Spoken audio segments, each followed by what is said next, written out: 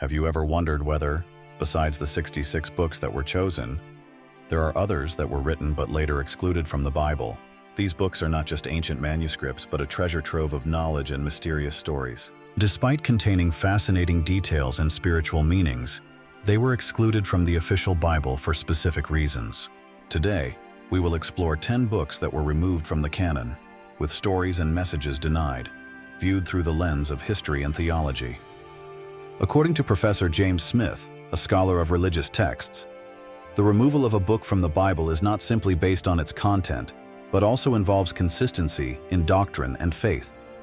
Stay tuned to uncover the hidden secrets behind these ancient texts, and don't forget to hit subscribe so you won't miss more surprising facts about religious history and culture.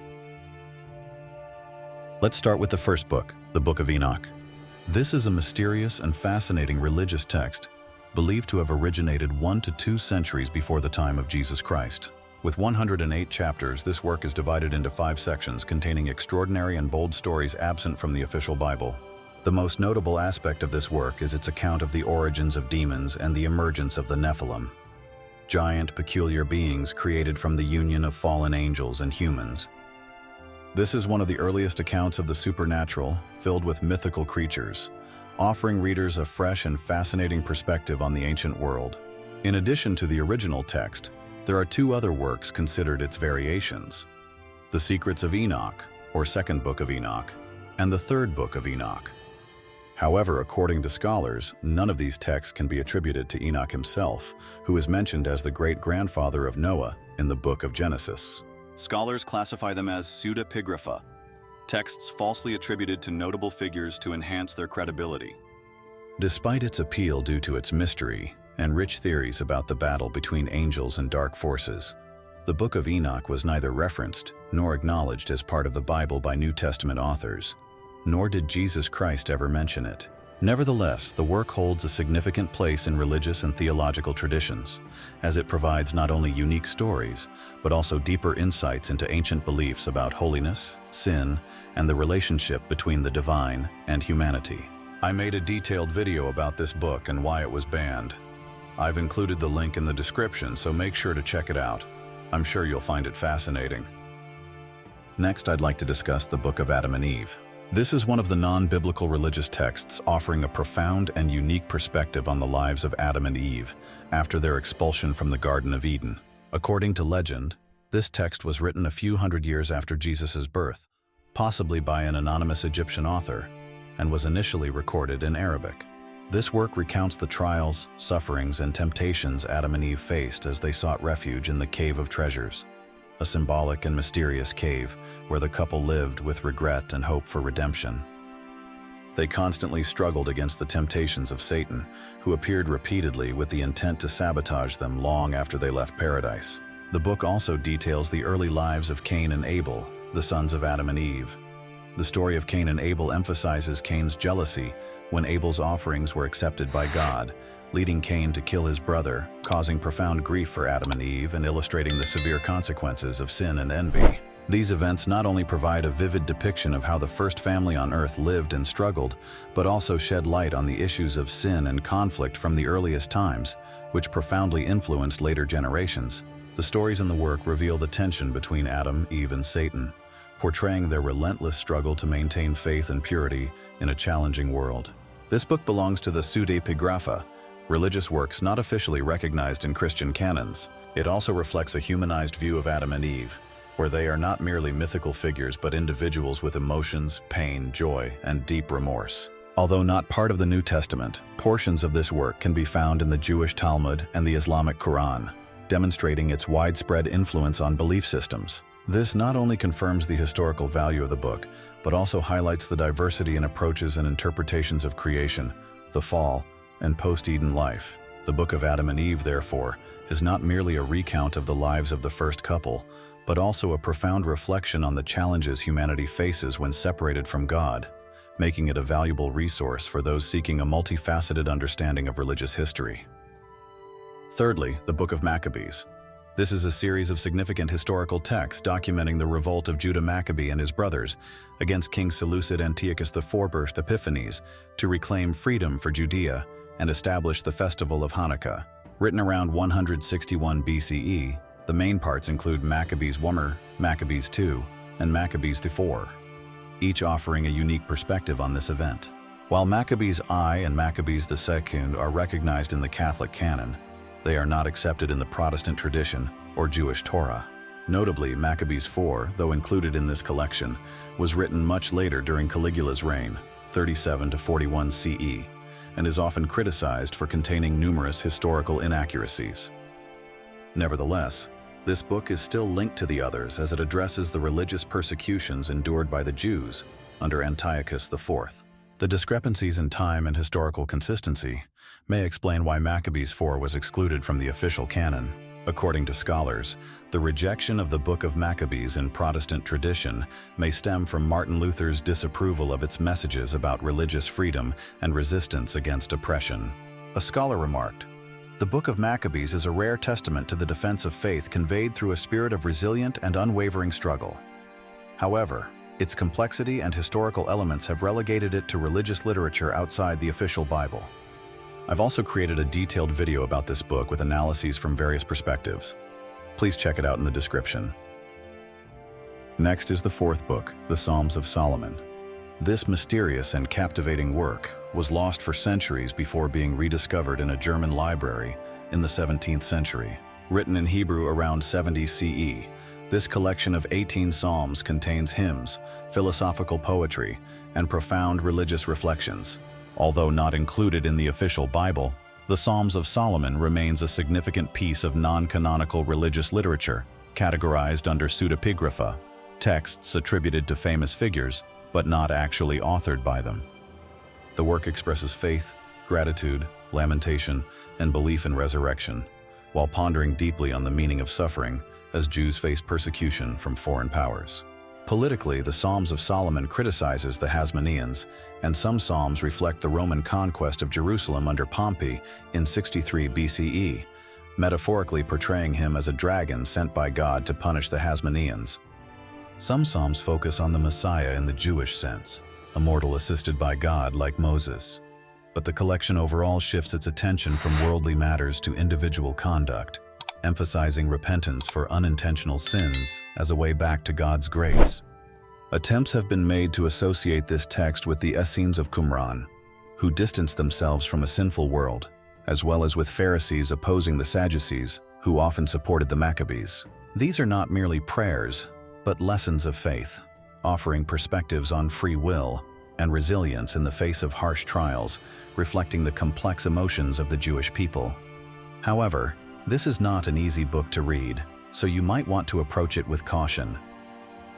Fifth on the list, the Songs of Solomon. A mystical work lost for centuries, this collection consists of 42 Syriac hymns, originally written in Greek or Aramaic.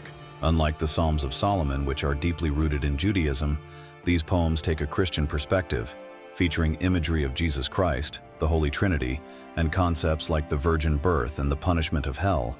This work is believed to be songs of newly baptized Christians in the 1st century, containing rich theological content, but also sparking controversy due to its deviations from Orthodox Christian teachings. Initially, the Odes of Solomon were regarded as part of the Christian canon, but modern scholars suggest they may have originated from a Jewish Christian sect or a Gnostic group. As one scholar stated, this collection is not just religious poetry, but also a testimony to the theological reflections of early Christianity. With its profound content and complex ideas, the Odes of Solomon illuminate the diversity of early Christian beliefs during a period when various sects and groups were shaping different doctrines to meet the spiritual aspirations of their communities. The Letter of Aristeas. Written around the 2nd century BCE in Alexandria, Egypt, this significant work provides valuable insights into Jewish history and culture. The Letter of Aristeas, so named because it is a letter from Aristeas of Marmora to his brother Philocrates, primarily discusses the creation of the Greek translation of the Hebrew law, known as the Septuagint, and the individuals and processes involved. The author claims to have been a courtier of Ptolemy II Philadelphus, reigned 281 to 246 BCE. It is known that more than 20 Greek manuscripts of this letter survive, dating from the 11th to the 15th century. The letter is also mentioned and cited in other ancient texts, most notably in Antiquities of the Jews by Josephus, circa 93 CE, Life of Moses by Philo of Alexandria, circa 15 CE, and a fragment from Aristobulus of Alexandria, circa 160 BCE, preserved in Eusebius's Preparatio Evangelica. The letter of Aristeas emphasizes the importance of preserving distinct identity and beliefs amidst the influence of Greek culture, thereby shaping Jewish identity during a tumultuous period of cultural and political change. Although the letter is the earliest document to mention the Library of Alexandria, many biblical scholars consider it a forgery. Seventh, the story of Ahikar. This ancient and captivating work contains profound philosophy on wisdom and integrity, but was not included in the official Bible.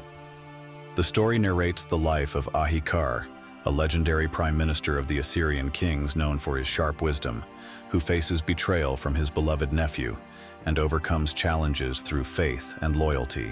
The story of Ahikar, also called the Words of Ahikar, is first attested in Imperial Aramaic during the 5th century BCE on papyri from Elephantine, Egypt, and circulated widely in the Middle East and Near East. It has been described as one of the earliest international books of world literature. As scholars note, with its philosophy and moral lessons, this text has profoundly influenced Jewish thought and later intellectual traditions. Similar to the story of Job, the story of Ahikar focuses on moral and spiritual trials, but was excluded from the official Bible due to its lack of consistency and incomplete alignment with traditional doctrines. Some scholars argue that this work once belonged to apocryphal literature, but was ultimately excluded because it did not fully align with the religious views of Judaism and Christianity. Nevertheless, Ahikar's philosophy remains an important spiritual legacy, conveying timeless moral values of ancient humanity. If you'd like us to delve deeper into this work in future episodes, feel free to leave your thoughts in the discussion section. Number 8. The Infancy Gospel of Thomas. This is an apocryphal gospel about the childhood of Jesus. Scholars generally agree it dates to the mid to late 2nd century, with the oldest fragmented manuscript surviving from the 4th or 5th century, and the earliest complete manuscript being the 11th century Codex Sabbaticus. The text includes various stories about Jesus' growth, offering readers a glimpse into how he grew up and the miracles that surrounded him from a young age. While this gospel was never included in the canonical Bible and was wrongly attributed to the disciple Thomas by ancient sources, it still holds significant historical value. The Infancy Gospel of Thomas portrays a young Jesus performing miracles naturally and powerfully. The stories in the text challenge traditional norms, depicting a young deity not only performing wonders, but also exploring his powers. Modern scholars regard this text as a crucial resource, shedding light on early Christian beliefs about Jesus' divine role and nature. According to Dr. Tony Burke, a scholar of non-canonical Christian texts, works like the Infancy Gospel of Thomas offer insights into early Christian curiosity and how they vividly and intricately approached Jesus' early life. However, early Christian writers considered the Infancy Gospel of Thomas unauthentic and heretical. Eusebius dismissed it as heretical fiction in the 3rd book of his 4th century ecclesiastical history, and Pope Gelasius I included it in his 5th century list of heretical books. Number 9. The Book of Esdras. This is a work filled with complexity and mystery, stemming from historical and religious connections to the prophet Ezra, the author of the Book of Ezra in the Old Testament. While the Book of Ezra has been accepted into the Bible, the books of 1st Esdras and 2nd Esdras, originally called 3rd Esdras and 4th Esdras, were excluded from the canonical scriptures. The renaming of these books adds to the confusion. The Book of Ezra was once referred to as 1st Esdras, while what were previously known as 3rd and 4th Esdras are now called 1st and 2nd Esdras, respectively. In terms of content, 1st Esdras belongs to the Apocrypha, with deep moral and religious significance. Meanwhile, 2nd Esdras is apocalyptic and pseudepigraphal, meaning it is attributed to Ezra but was likely not written by him. These texts share similarities with other apocalyptic literature, containing complex religious themes and supernatural imagery. However, scholars have yet to determine their precise origins, original language, or exact date of composition, though they are estimated to have been written between the 1st and 2nd centuries CE. These works were largely excluded from canonical scriptures by most churches due to significant differences in their approach to content. Rather than focusing on the historical events of the Jewish people, As many Old Testament books do, 1 and 2 Esdras delve into moral questions, faith, and apocalyptic imagery, making them unsuitable for inclusion in Orthodox scripture. As some scholars have noted, the books of Esdras reflect the spiritual struggles of the Jewish people during a turbulent period, while uniquely blending apocalyptic literature with Jewish religious thought. Finally, the Testaments of the 12 Patriarchs. This pseudepigraphal text is attributed to Jacob's 12 sons, claiming to record their final teachings as founders of Israel's 12 tribes. Each testament takes the form of a self-reflection by a patriarch, addressing specific sins like anger, envy, and deception, while imparting moral lessons to future generations. They also include prophecies about the tribe's fates, similar to Jacob's blessings in Genesis 49. Interestingly, the Testaments of the 12 Patriarchs reference Jesus in some sections, despite being written before his time. These references caused the text's exclusion from both Jewish and Christian canons, as they were deemed unorthodox and at odds with established theology.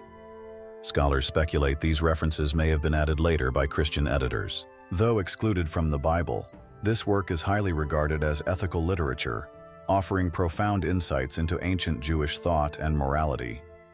Experts state, the Testaments of the 12 Patriarchs provides valuable evidence of the early intersections between Jewish and Christian belief systems. These are the 10 works we wanted to share. If you know of others, please let us know in the comments below. Do you think these excluded texts might reveal fresh insights into religious faith, or are they purely fictional works without historical merit? Thank you for watching. Please subscribe and turn on notifications to stay updated with our latest videos. May God bless you and your loved ones with peace and happiness.